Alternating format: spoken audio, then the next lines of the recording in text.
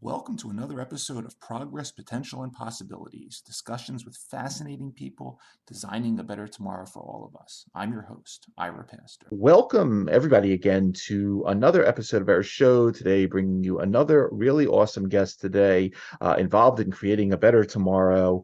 Today, we have the honor of being joined by Dr. Subha Madhavan, Vice President and Head of Artificial Intelligence and Machine Learning, Quantitative and Digital Sciences, Global Biometrics, and Data Management at Pfizer, where she works at the really exciting interface of science, technology, business, ultimately helping to shape various aspects of their biopharma focus involved for everything from small molecule drug design to precision medicine to various aspects of global medicine access.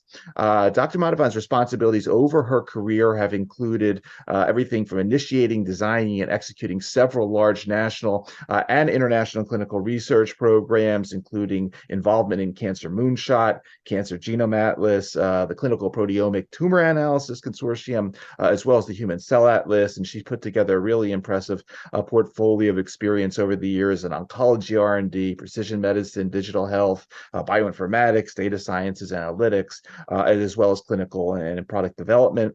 Prior to joining Pfizer, Dr. Madhavan was AstraZeneca's head of data science, oncology R&D, where she led various cross-functional teams there in early oncology and clinical development, as well as R&D strategy, precision medicine, and competitive intelligence. And previous to that, she was the director of the Innovation Center for Biomedical Informatics at Georgetown University Medical Center, associate professor in their Department of Oncology, and also chief data scientist for the Georgetown University Medical Center with responsibility for all their data-related research initiatives. Dr. Madhavan has a master's degree in computer information systems from University of Maryland, did her PhD in molecular biology and biological sciences from the Uniformed Services University for Health Sciences, through a really highly ranked Indo-US collaborative program, and then did postdoc training in computational biology at Johns Hopkins University School of Medicine.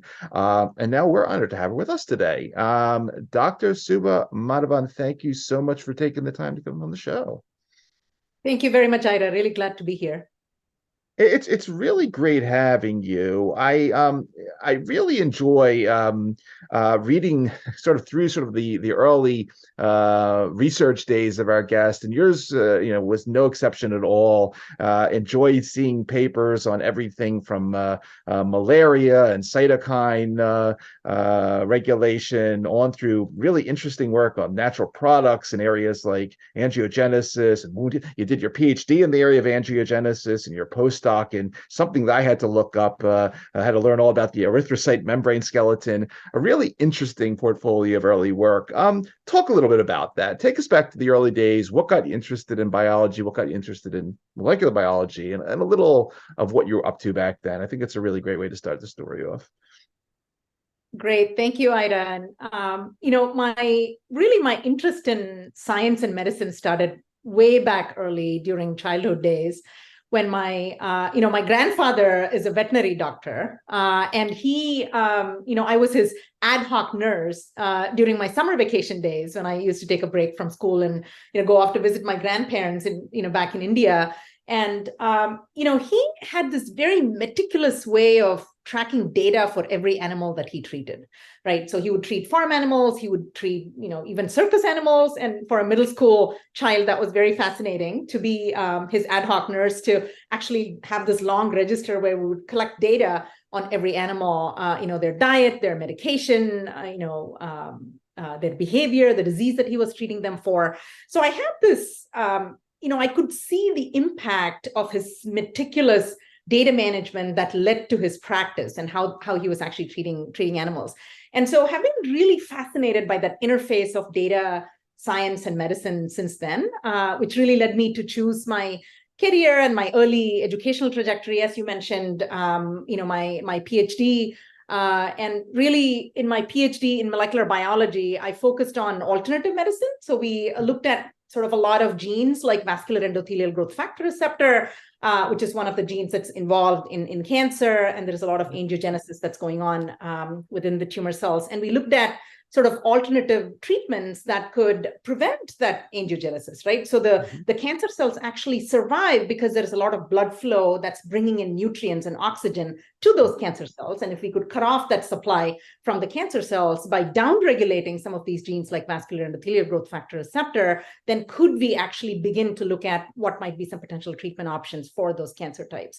So that was sort of my early foray into molecular biology and data. And that sort of led me to my my research fellowship in the hematology and oncology department at Johns Hopkins University, where this was a fascinating time, right? So I'm going to date myself a little bit. This is early 2000s, and this is when the human genome was being sequenced, both the private effort from Celera and also the NIH human genome effort. And some really brilliant minds were starting to think about how all this DNA sequence information can help us understand diseases better, right? And so I kind of found myself in a position where, we have all this data that's coming from this human genome projects, but we wanted to connect that to disease and understanding diseases. And this is where, computational data science, I almost feel like computational data science was born during the human genome days, because that's when the large amounts of data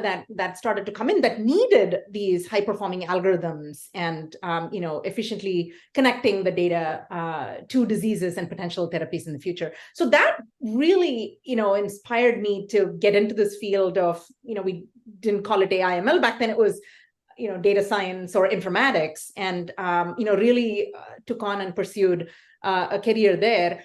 And I quickly realized that in order to be effective in this data science informatics field, you need to be constantly learning, right? So, and we learn, new technologies coming in almost on a weekly basis now. And, how do you sort of keep up with those things? And that sort of led me to going back to school and getting a degree in computer information systems, which really taught me how to think about science and informatics from a systems perspective, right? So how do you sort of put those boundaries around what's solvable, what type of data is available, and how do you build systems, and think about who are your end users, who are your stakeholders that you want to connect with this data and technology, so that all the algorithms and data can actually be impactful in understanding of disease. So I think that really helped me bring not only the data and the science, but also the technology that's needed to solve a lot of these problems. So, really excited that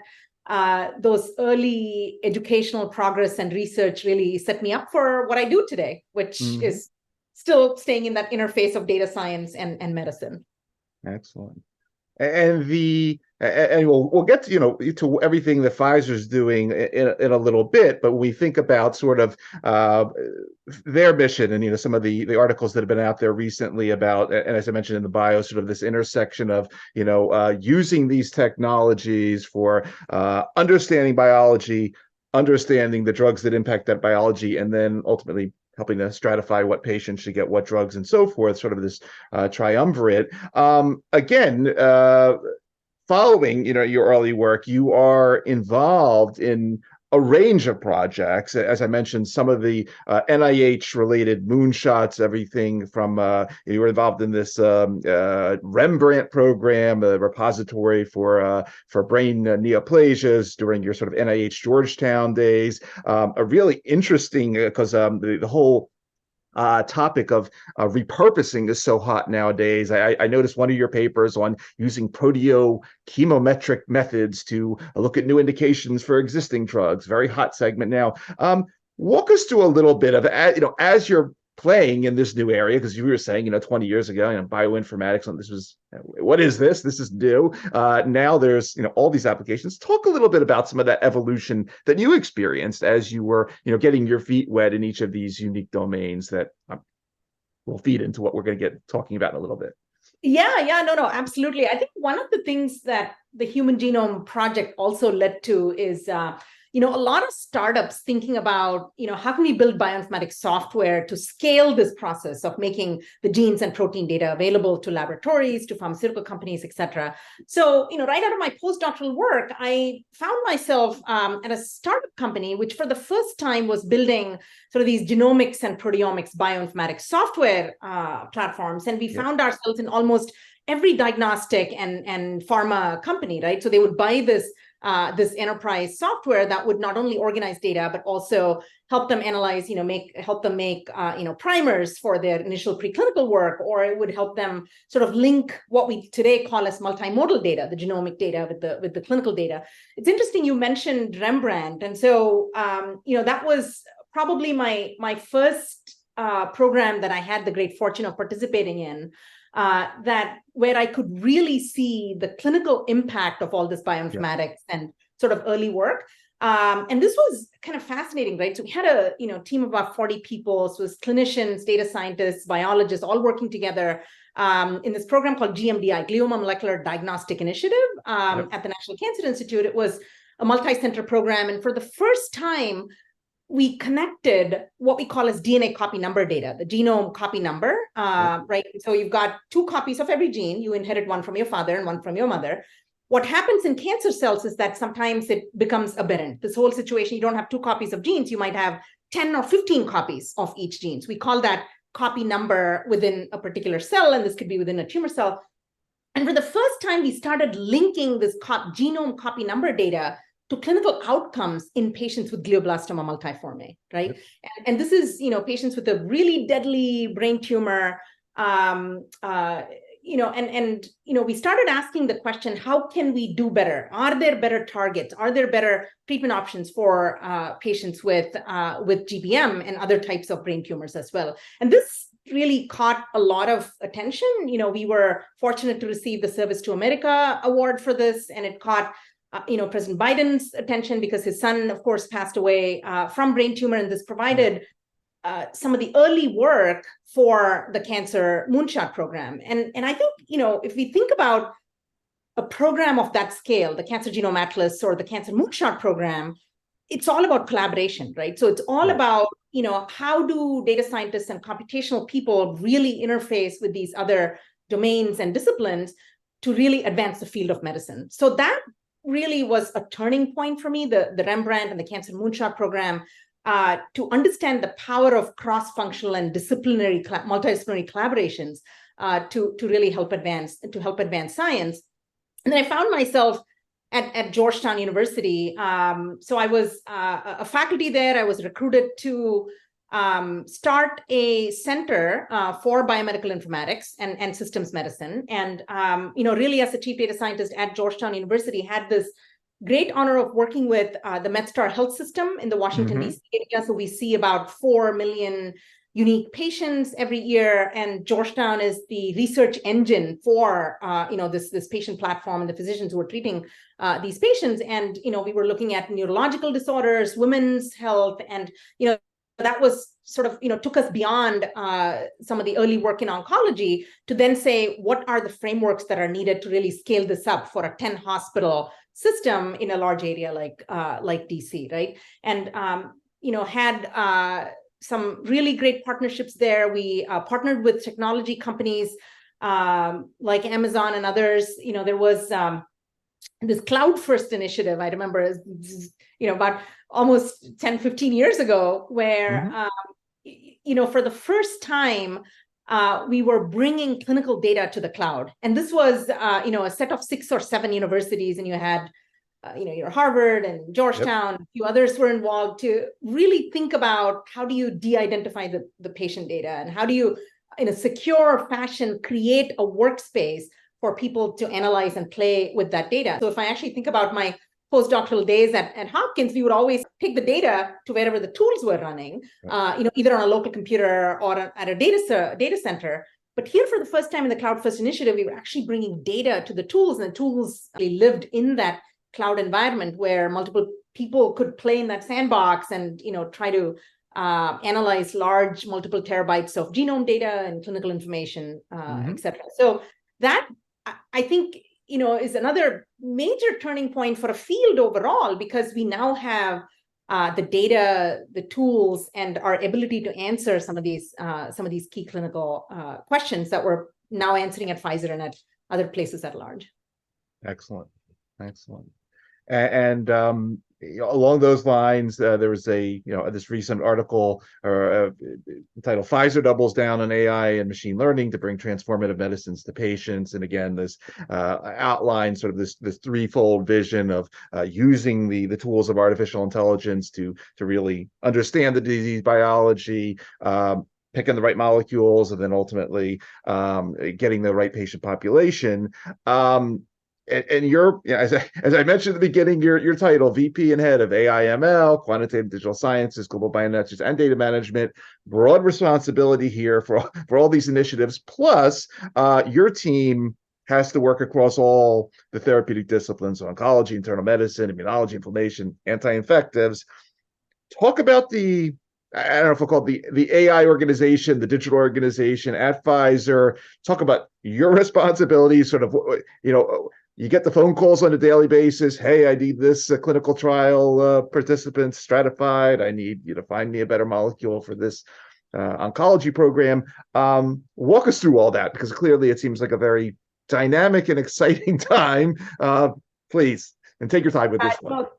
Thank you. It's a great question, Ida. I think for me, the motivation to move from an academic medical center to industry was really to translate all that scholarship, and you mentioned a couple of those papers as well.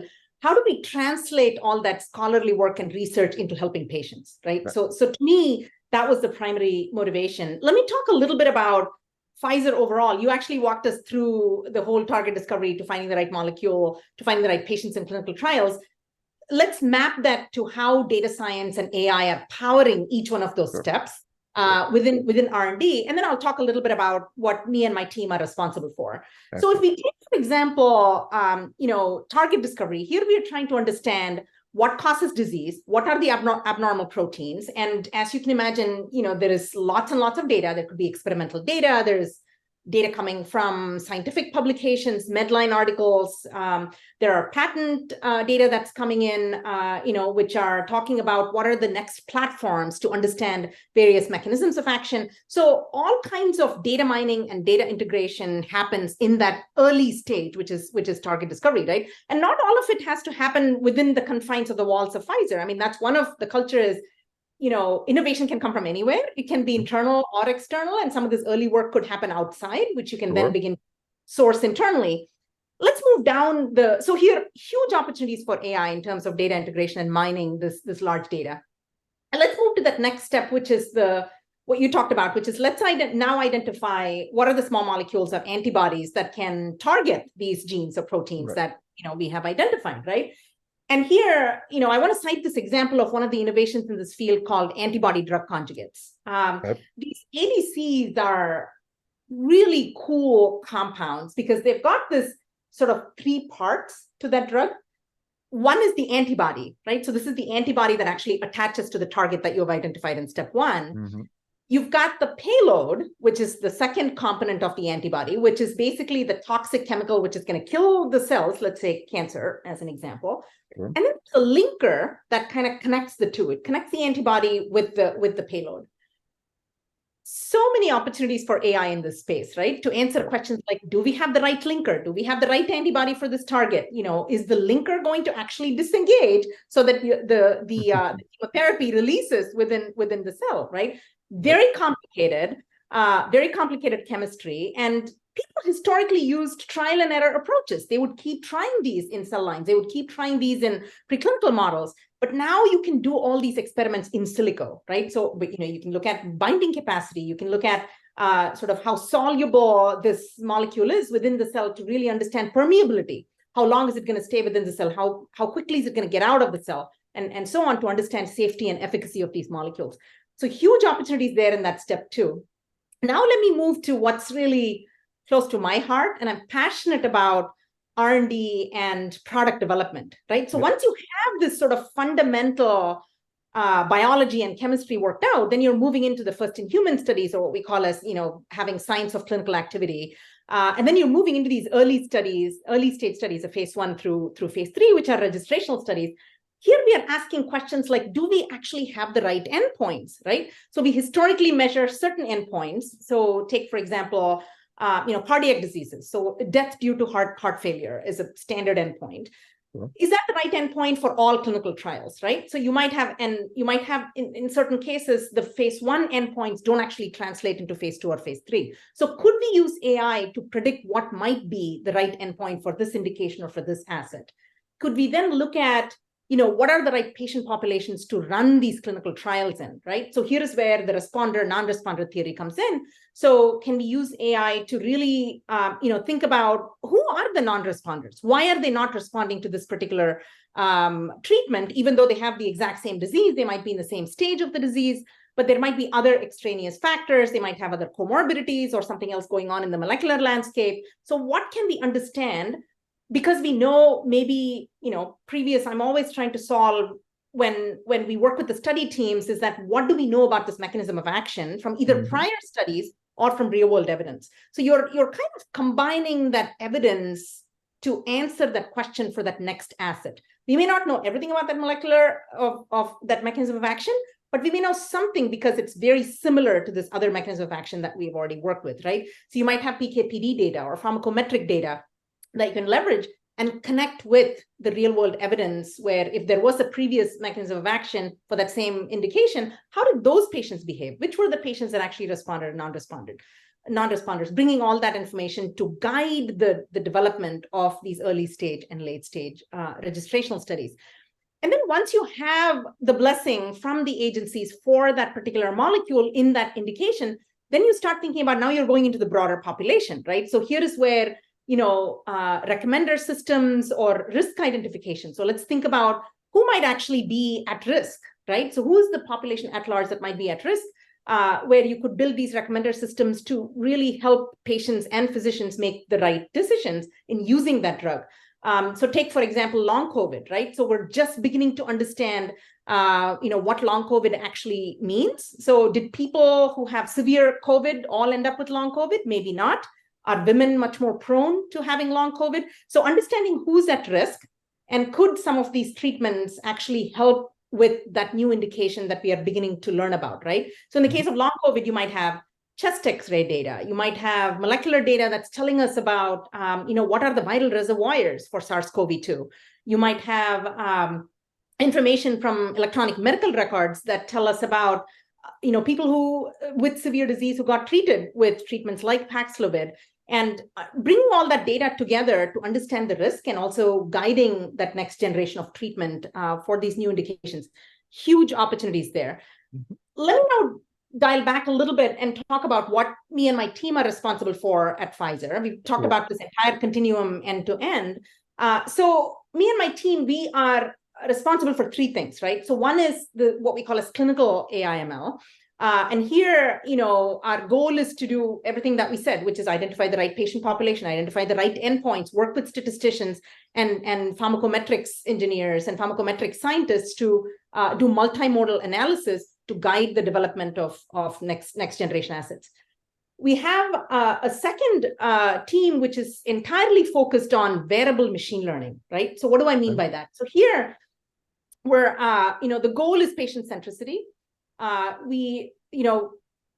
kind of think back to my Lombardi Cancer Center days at Georgetown University. Having worked at a cancer center for 10 years, I've seen cancer patients come in and out for either imaging or, they're getting their cord needle biopsies and the testing, and how inconvenient it is for the patients and for the care team. So can we use digital health technologies to measure and monitor effectiveness of therapy, potentially safety, so that they don't have to rush to an academic medical center all the time, but maybe, in collaboration with all the data that's being collected at a medical center, can we collect some of this data at home, right? So, blood-based monitoring. So, There's these innovative technologies and wearables that can help us detect a variety of molecules within blood that can tell us whether or not somebody's responding to treatment, or we can, even for screening measures, are they developing a certain type of cancers with the ctDNA work, etc. Also, some very simple variables, simple in the sense of it's simple for the patient, but of course very complex from a data perspective. A simple watch, for example, an actigraph or Apple Watch, and how do we use this for activity measurement, which could be very relevant for diseases like Duchenne muscular dystrophy. This is, where it mostly affects young boys quite a bit, and their muscular atrophy. And they have to constantly be coming in to measure their physical movement. But instead, can we imagine a situation where there is either a lumbar device or something that the boys can wear on their hands that can help, measure their physical activity? And because of this treatment, is their physical activity improving or not? So in this sort of team, we are very much concerned about collecting and organizing wearable data to develop patient-centric trials, right? And how can we sort of make it easy for patients in a sort of a decentralized way, collect this information, but also sort of enhancing the patient's experience within clinical trials. And then so the third most important area also is the operational piece, right? So, at Pfizer, we obviously run a lot of registrational large-scale studies. And many of these studies are global. There are so many sites that are involved. We have multiple patients, hundreds of patients being recruited to these studies. So the question then becomes, a lot of the processes and tools are very much established, right? So it's not like we have to start from scratch. But the question we are asking is, what can we layer on top of these existing processes to then go that extra mile for either error detection in real time, real-time data integrity? We want to make sure that every data point that we collect on a case report form is absolutely accurate. And if there are any deviations to that, we are actually detecting it in real time, and we are taking actions to address that at sites, as patients kind of enter data, either in a patient-reported form or in a case report form. And of course, with the entry of generative AI, huge opportunities in the operational space. As you can imagine, we are a very document-rich industry, right? And so we're constantly generating almost on a daily basis protocols, clinical study reports, regulatory dossiers. And so here the question for us is, can we automate some of these processes so that the medical writers and the technical writers don't have to start from scratch? So with the advent of generative AI and our ability now to fine-tune these large language models with huge amounts of proprietary data, those types of automations are now becoming possible. So those are some areas that my team is working on, and it's sort of building that culture of innovation, at the same time linking that innovation to high impact scientific and business problems that we can help solve. Absolutely. Yeah, it's an amazing portfolio. I specifically, I especially love the testing in the home, the potential of everything there. From we've looked at some of these technologies ourselves on the show in terms of blood, sweat, even waste products. That some of these technologies are getting so advanced to whether we're talking about aging in place, healthcare in the home. It's going to be a very interesting coming a decade or so as these tools further mature. So you were saying earlier, one of the things you were mentioning is sort of this continual learning process, because obviously you're merging the worlds of bio and information technologies here. And like any pharma company, Pfizer or whomever, you have success by constantly not just developing things in-house, but working with external collaborators. How do you keep up with a lot of this? I mean, clearly, you need to stay ahead of the curve. There's hundreds of small companies out there that are selling AI and healthcare in some form nowadays. What's your sort of external innovation process like? How do you keep up to speed with sort of the latest and greatest things that you may need to make that future that you were just talking about more reality? Take us through a little bit of that process. Yeah, no, Ira, that's a great question. I mean, it's, for anyone in this field, it almost feels like, you've caught up with all the reading that you want to do. at night and you go to bed and you wake up in the morning and there are 5 new technologies, right? And so, we heavily rely on, both internal and external innovation for this. And so as we were talking about this, there is really building that culture of wherever there's a good idea, we adopt it, right? And so if the good idea is coming internally, it's great. If the idea is coming externally, it's great.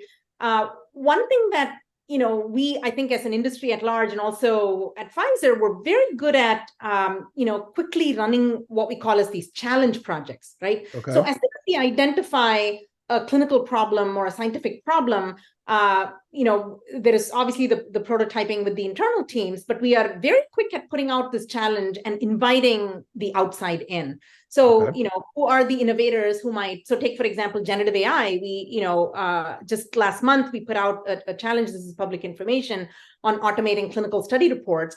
And, we had global companies, many of them who we knew were innovators in this place, but many of them were new, right? So they're new companies. They have some new capabilities that they're working on. They have, technologies that they've developed over the last year or two that are very focused and can help solve the problem. So you're routinely learning from, not just the ones that you always go to, but also some of these new innovators that are coming in. So after the artificial intelligence and machine learning, this sort of first or generation, call it, of these digital health products, there's other things coming, and whether that be in silico clinical trials one day or distributed clinical trials / diagnostics, as you were mentioning, the theme of digital twinning has gotten some tread work lately, and I was really intrigued by a paper that you were involved in just a couple of months ago in Frontiers of Digital Health in October 2022. This was exploring approaches for predictive cancer patient digital twins, opportunities for collaboration, innovation. Talk a little bit about the next generation stuff that gets you excited as you sort of dream about what else there could be. And then also, if you could just say a few words about what a cancer patient digital twin is. We've heard about the topic of the digital twin, but this is a fascinating theme. I just love to hear a little bit more about it from you. Yeah, no, sure. Absolutely.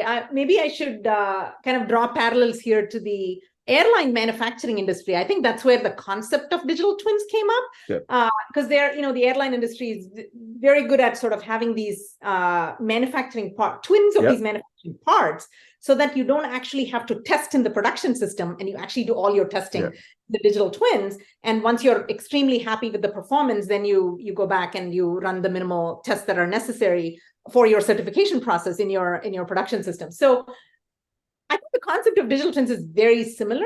The idea is to create a computer version or an avatar of an individual by connecting all the data, molecular data, the imaging data, your clinical charts, maybe even your diet and exercise information that's coming from your wearable watch, etc. All of that interconnected into this computer avatar, where we could ask a lot of these what if questions, right? So we could say, if the patient journey for this digital twin ended up being, say, metastatic breast cancer, given all the parameters and all the comorbidities and everything that we know about this digital twin, what might be the right treatment option for this digital twin? What might be, will they respond to this particular treatment? So you can begin to ask a lot of these what if questions in this sort of in silico type setup. And I think that really opens up a lot of doors, not just in oncology, but also in multiple diseases, right? So let's take, for example,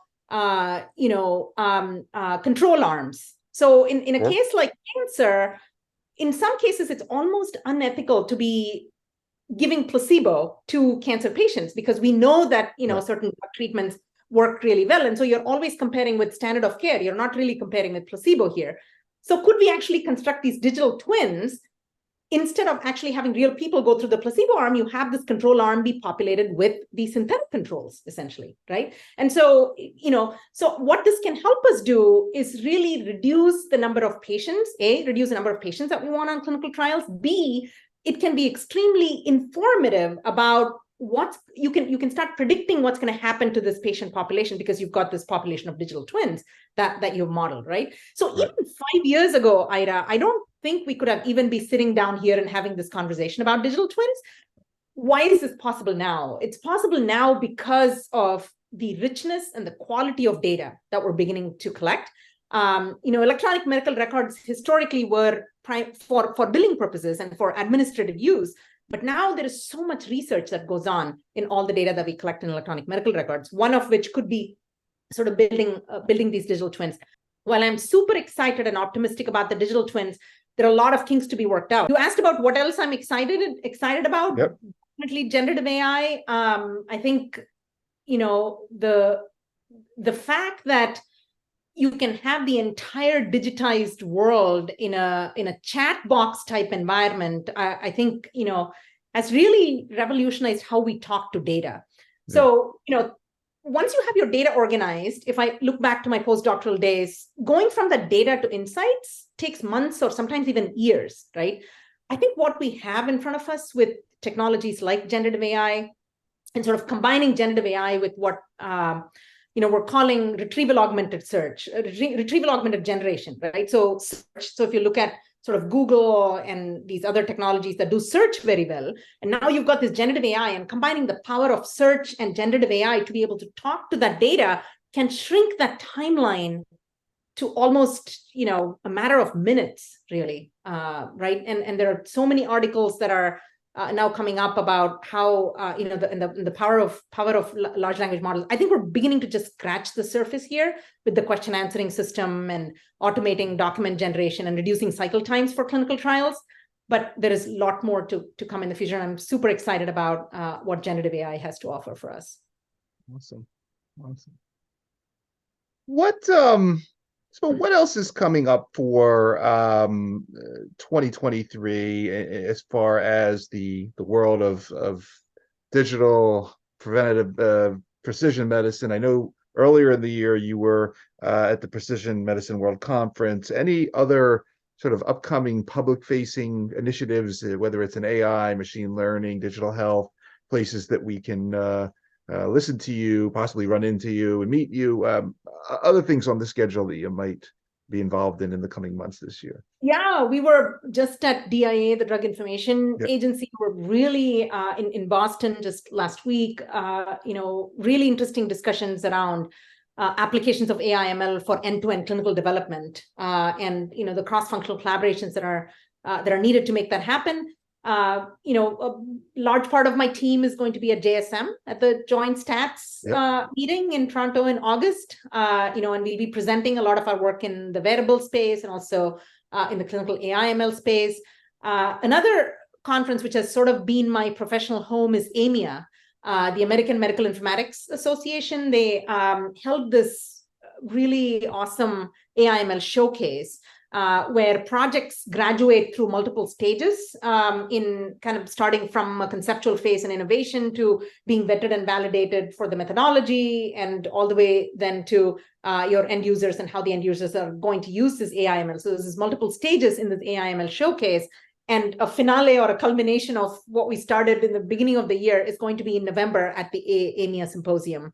So we'll definitely be there showcasing some of our AI ML work and also learning from others who are in this field. I guess one last one that comes to mind is also the Pharma Data Congress. The JSM and AMIA are great places to have the academic conversations, what's new and exciting from a methodological standpoint. I really like the Pharma Data Congress because that's where I meet with my industry friends and colleagues to really think about how they're applying, within this whole life cycle of pharma that we talked about. So it's a good sort of balance with the academic conferences, with the Pharma Data Congress being much more industry-focused conference as well. So I'm excited about those 2 or 3 conferences in the semester 2 of this year.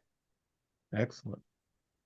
And when you're not doing all of this, uh, when you're not leading this amazing team and portfolio of technologies, you're doing other things. And I'd love for you, if you could talk for a few minutes about the NATHRI organization. NATHRI, which I read is a Sanskrit term that describes a female leader. Sounds like you, a guide and a shining light that helps lead, empower, mentor. Talk a little bit about what you're involved here with this particular organization in helping develop the careers and professional leadership, specifically in the Southern Asian female community.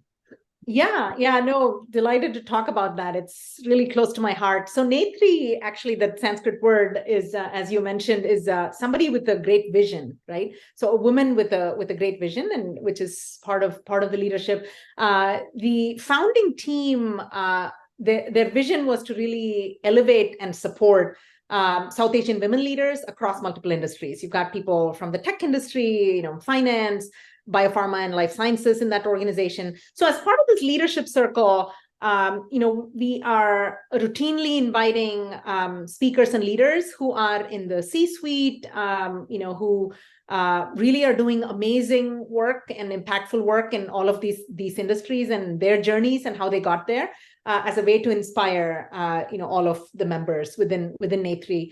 There is this one-on-one mentoring program, which really allows us to speak with, young female leaders up and coming. What are the challenges that they're facing that we could potentially problem solve together? I always remember at every one of these sessions, I end up learning so much more from these young and upcoming leaders. And, how do we really, tackle the amazing ambition at work with also having a work-life balance, making sure that you're, spending time with family and having that good work-life balance, because that is what makes you productive in both these realms. And it's fascinating how even just asking the right questions to people can guide them in the right path, right? So, I've always had great mentors in my life, men and women alike. And I don't think they solved the problems for me, or at least, I didn't want them to solve the problems for me, but at least kind of ask the right questions so I can be pointed in the right direction. And I've always chased hard problems in my life, Ida. And, that's something that we talk about a lot, right? Yep. So how do you kind of ask the right questions and have people kind of focus and prioritize on the one thing or the two things that you want to do? And one thing that we always talk about in NATHRI is, solve those important problems and the business models will come, will layer on top of that, right? So rather than kind of going after what are the business models, is it venture money or startup or a large company or this, go after those problems and then the right business models kind of layer on top of that. So it's been a great experience over the last couple of years, really engaging with many young professionals and supporting their growth, because I would like to pay it forward. I've had great mentors who have supported me in my career. Outstanding. Yeah. And it's such an impressive set of initiatives. I just so wonderful hearing you tell these stories. Clearly, you're very passionate about it all, and once again, really wishing you the best with all of this as you continue on your mission, building and leading this amazing team and portfolio.